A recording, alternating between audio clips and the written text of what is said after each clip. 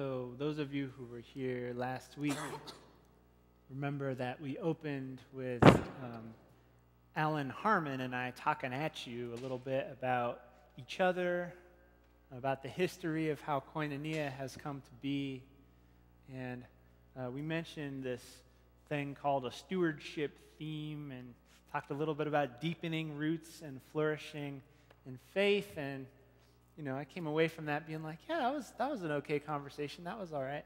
And then this week I had the chance to touch base with some of you guys, and you were like, that was nice, but what was that about? I don't understand what what we're doing. Right. So thanks for that feedback, those of you who weighed in. So here is the deal when it comes to this thing called stewardship. And it's a really different thing for our community as Koinonia than it has been for the First Congregational Church community of worshipers who worship in our traditional 10 a.m. service for years and years and years and years. Basically, it works like this. We, as a church community, and in particular, like our admin community or committee and small groups of people, we drop our budget for the whole year in November and December, all right? So all of the stuff that goes into that budget would be things like staff salaries, musician support for those who we bring in, keeping this building looking all right, and being a resource. Anything that, that goes into the ministries of this church, all of our outreach, all of our ministries and various other locations, all of that is part of our budget that we put together in the just before the year begins, right? So we put it together November and December and then live out the year.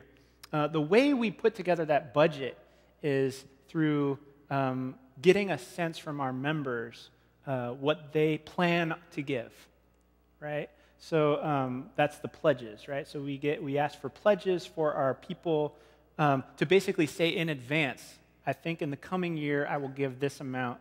Then we tally those amounts, and that gives us a sense of what money we have to work with for the church budget for the coming year. All right? Yeah? Okay. So mid-November, we will be inviting everybody to, those of you who are able to sort of assess in the coming year what your pledge, what your giving amount would be for the future year. To make that pledge, we'll have cards and whatnot to be able to kind of to do that, and then we'll collect those in mid-November. And until then, we're going to be talking a little bit more about stewardship, and in particular, what that means, why people in our midst have found it important to plant in a little deeper here with their resources and their time and their efforts. And you're going to hear from kind of a smattering of people from the 10 a.m. community and also Koinonia. Okay? All right, thank you. All done. All right, good. Now, I want to invite Jim and Lynn to come forward for a minute. They have something to say to us, and they are great. So, thank you.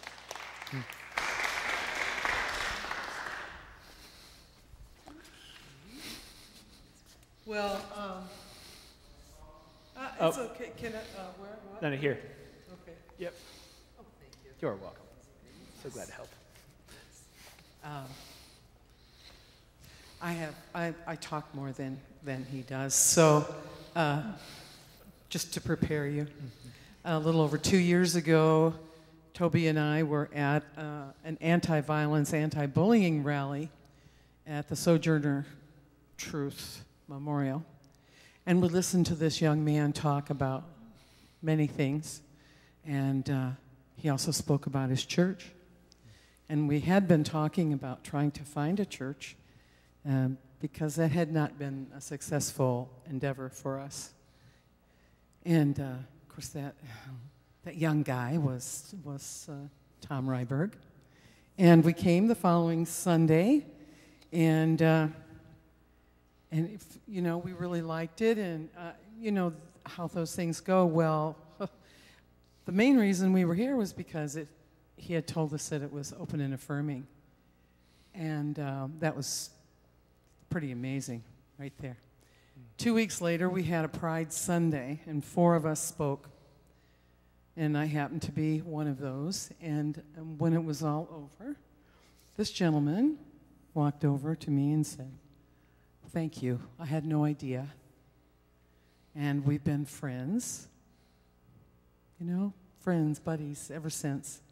And then his daughter and her husband were our sponsors when we joined. And I want to say that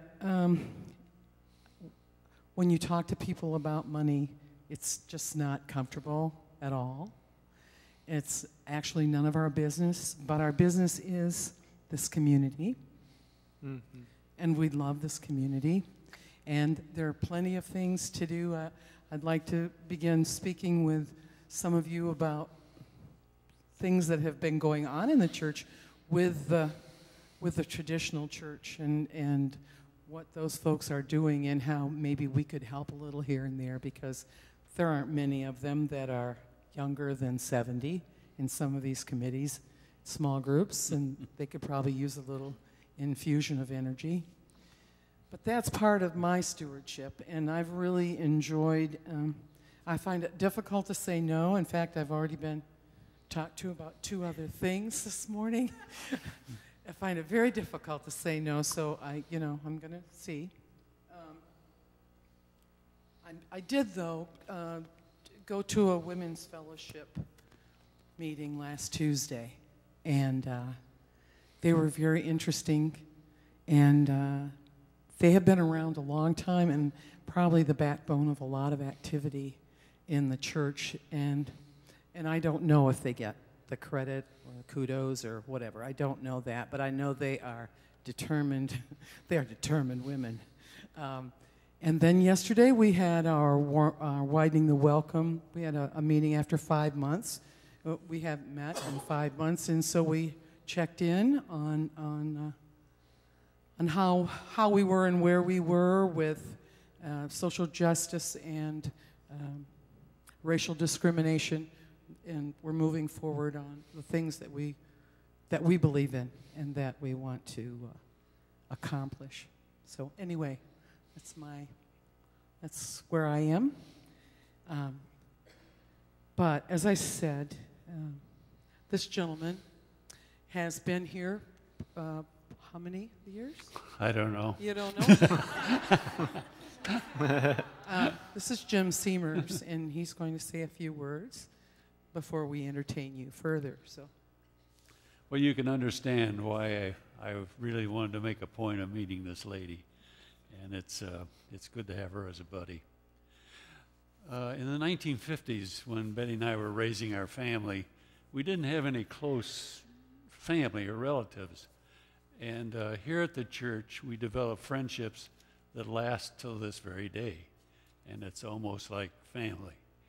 And it was really filled a void and made us secure in putting roots. But then in 1963, I moved my family to the town I was born in. So there was aunts and uncles and family. And I was there about a year. And everything I touched turned to mud. And so I moved back. And the guy said, "Jim, that's the worst thing you can do is put your tail between your legs and go back to Battle Creek." I said, "Well, it may be, but I'm doing it." Well, anyway, it worked out. And so it brought us back to what we consider our home. And the one thing I would mention, though, to be a part is the participation. I mean, you can come Sunday and sit and then go home the rest of the week, but if you rake leaves or pour coffee or on a committee or study a group, whatever, you grow and the family grows. So in that vein, and talking about budget, Lynn and I would like to make a presentation. Have you all heard Camptown Race's song, da-da-da-da-da-da-da, do-da, do-da, da-da-da-da-da, oh, do-da day, okay? Are we ready, Lynn? yeah, we are. Okay. So the do-da is your part. Okay. At FCC we do many things. Some usher here and another one sings. It takes many hands and many minds of spirits bright and devoted times. Let's each do our part, because everyone is needed here to help in spirit and in soul and lessen all our fear. So why so important this challenge we face? It's how we grow as a family of faith. Either large or small, we need your pledge. And to have a share is a privilege. So make this year a time of joy, and you will find, by doing your part that comes from the heart, FCC will continue to shine. Good going.